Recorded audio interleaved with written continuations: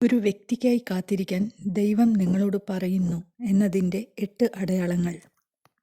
കാത്തിരിക്കുന്നതിൽ നിങ്ങൾക്ക് സമാധാനം തോന്നുന്നു.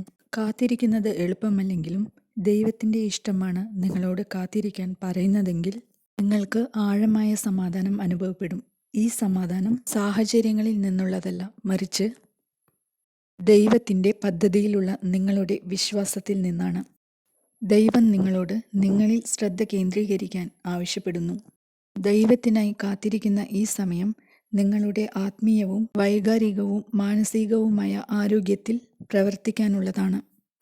ഭാവിയിലേക്ക് നിങ്ങളെ ഒരുക്കുന്നതിനും സ്വന്തം അടിത്തറ ശക്തിപ്പെടുത്തുന്നതിനും വേണ്ടിയാണിത്. അടങ്ങിയിരിക്കാനുള്ള ദൈവത്തിൻ്റെ നിർദ്ദേശം നിങ്ങൾക്ക് ലഭിച്ചുകൊണ്ടിരിക്കുന്നു.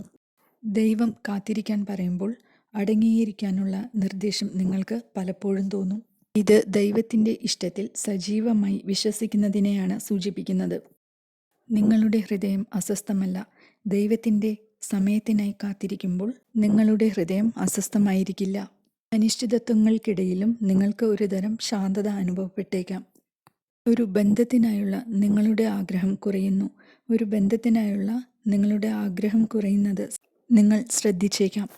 ഇതിനർത്ഥം നിങ്ങൾ സ്നേഹം ആഗ്രഹിക്കുന്നത് നിർത്തുന്നു എന്നല്ല, മറിച്ച് ദൈവത്തിൽ വിശ്വസിക്കുന്നതിലേക്ക് നിങ്ങളുടെ ശ്രദ്ധ മാറുന്നു എന്നാണ്.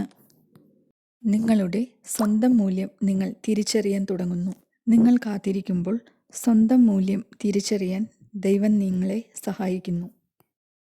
ഒരു ബന്ധവും നിങ്ങളുടെ വ്യക്തിത്വത്തെ നിർവചിക്കരുതെന്ന് നിങ്ങൾ മനസ്സിലാക്കാൻ തുടങ്ങും.